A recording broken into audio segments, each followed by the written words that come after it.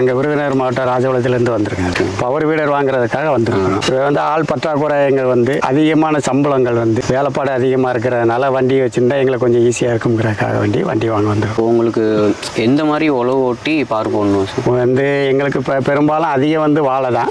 தென்னை மரத்துக்குள்ளேயே வாழை இருக்கும், தனியாகவும் வாழையை போட்டிருப்பாங்க. வாழைக்கு வாழை இடைவெளியில் களை வெட்டுறதுக்கு ஒரு வாழை முடிகிறது வரைக்கும் 8 அல்லது 9 களை வெட்டுக்கு வந்துடும். ஒரு ஏக்கருக்கு நாங்கள் களை வெட்டினோம் அப்படின்னாலே 15,000 ரூபா 10,000 ரூபாய்க்கு மேலே வந்துடுது ஒரு களை வெட்டு. ஒரு வருஷத்துக்கு நாங்கள் களை எடுக்கும்போது பார்த்தீங்கன்னா 1,00,000 ரூபாய்க்கு மேலே அதனால் இது வண்டி வாங்கினா எங்களுக்கு கொஞ்சம் ஈஸியாக இருக்கும் அப்படிங்கிறதுக்காக அங்கேருந்துங்க வந்திருக்கோம். ஆட்கள் வச்சு செய்யும் போது அவங்களுக்கு கூலி அதிகமாக ஆகும். வண்டி வாங்கி நீங்கள் பண்ணுறீங்கன்னா பெட்ரோல் தான் எவ்வளோ நம்ம சேவ் பண்ணலாம் மணியை அப்படின்றப்ப நம்ம ஒரு நாள் அவங்க 12 மணி வரைக்கும் தான் ஆட்கள் வேலை செய்வாங்க. வெயில் நாளில் 12 மணி வரைக்கும் கூட கிடையாது, மொத்தத்துக்குமே 5 மணி நேரம் தான் டைம் வருது. அவங்க வேலை பார்க்குற டைம் ஆனால் அவங்களுக்கு பொம்பளை ஆளுக்கு 300 ரூபா சம்பளம் ஆம்பளை ஆளுனா 600 ரூபா சம்பளம் கொடுக்குறோம்.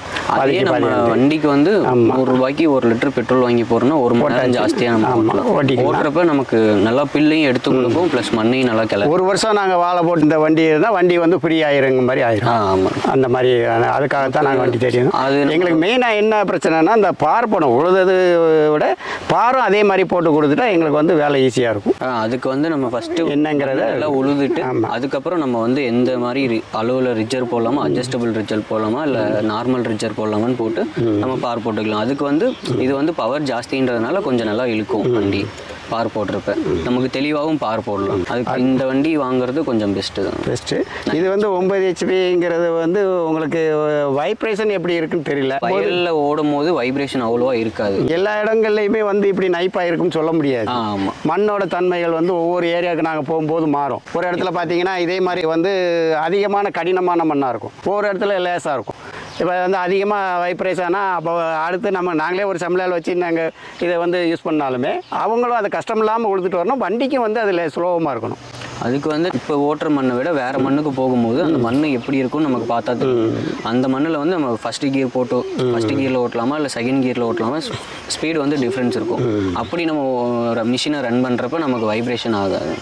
நம்ம எடுத்தோடனே ஒழுகாத லேண்டில் போயிட்டு அதிக ஸ்பீடு கொடுத்தா வைப்ரேஷன் வரும். நம்ம கம்மியான ஸ்பீடில் ஃபஸ்ட்டு நல்ல மண்ணை எடுத்து விட்டு அதுக்கப்புறம் போக போக வைப்ரேஷன் இதாகும், சரியாகிடும். நம்ம நல்லா மண்ணை எடுத்துட்டு நீங்கள் சொல்கிற மாதிரி பார் போடுறதுக்கு நான் அயன்வீல் கேஜிவில் போட்டு அது போட்டால் இது டயர் புழுதிக்குள்ளே போகாது. நம்ம கேஜிவில் போட்டால் தான் வாய்க்கால் வரப்பு போட முடியும்.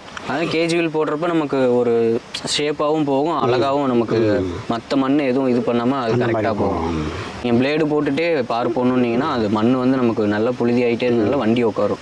அப்போ நீங்கள் ஓட்டிட்டு கேஜிவில் போட்டு நீங்கள் பார் போட்டிங்கன்னா உங்களுக்கு எந்த ஒரு கஷ்டமும் இருக்காது. பார் போடுறதுக்கு ஈஸியாக இருக்கும். உங்களுக்கு வாழை மரத்தை தென்னை மரத்தை சுற்றி பார் போட்டுக்கலாம், அந்த மாதிரி மண் அணைச்சிக்கலாம். ஆள் வச்சு போடணுன்னா அவங்க கொஞ்சம் ரொம்ப டைம் எடுப்பாங்க.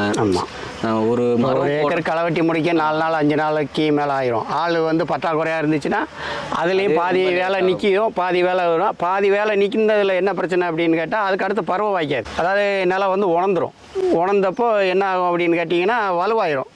வலுவானோன்னா ஆள் வச்சு செய்ய முடியாது. இது வண்டி வச்சு யூஸ் ஆகும்போது நாங்கள் 1 நாள் 2 நாளே அந்த வேலையை முடிச்சிருவோம். அதனால் வண்டி யூஸாக இருக்கும் அப்படிங்கிறதுக்காக வேண்டி நாங்கள் அதை வாங்கணும்னு நினைக்கிறோம். இந்த பவர் வீடர் வாங்குறது ரொம்ப பெஸ்ட்டு தான். அதுலேயே நீங்கள் 9 HP வாங்கினீங்கன்னா உங்களுக்கு பார் போடுறதுக்கு மண் அணைக்கிறதுக்குலாம் கொஞ்சம் கஷ்டம் இல்லாமல் இருக்கும். இதில் என்ன ஸ்பெஷல்னால் மற்ற கம்பெனியை விட நம்ம இதில் இந்த மிஷின் வந்ததுலேருந்து நமக்கு இதுக்கு என்ன தரோன்னா 40 பிளேட் கொடுக்குறப்ப நமக்கு எவ்வளோ வேணுமோ அதை அட்ஜஸ்ட் பண்ணிக்கலாம். ஆனால் மற்ற எல்லா இதுலேயுமே 32 பிளேட் தான் வருது. நம்ம இதுக்கு பவர் ஜாஸ்தியாக இருக்கிறதுனால நம்ம 40 பிளேட் கொடுக்குறப்ப தாராளமாக நமக்கு வைப்ரேஷன் இல்லாமல் கரெக்டாக ஸ்மூத்தாக போகும். ஒரு இதுக்கு 40 பிளேடு வரப்போ நமக்கு ஒரு இதில் நம்ம 2 ரவுண்ட் அடிக்கிறது ஒரே ரவுண்ட்லேயே நம்ம களை எடுத்துக்கலாம். இதில் அதுக்கப்புறம் நம்ம 360 வியூ வேறு எதுலேயும் நம்ம கொடுத்துருக்க மாட்டாங்க. இதில் கொடுத்துருக்காங்கன்றா நம்ம பார் போடுறப்ப நமக்கு ஒரு இது பக்கத்தில் நடந்து போகிற மாதிரி யூஸ் ஆகணும் அப்படின்னா கூட நம்ம திருப்பி வச்சுக்கலாம். 360 வியூனா நம்ம தாராளமாக எங்கே வேணாலும் திருப்பி வச்சுக்கலாம். சரி வாங்க, அது எப்படிங்கிறத நம்ம கம்பெனியில் பேசிக்கிடுவோம். 7.5 இல்லை 9ங்கிறத பார்த்துக்கிடுவோம். ஓகே, வணக்கம்.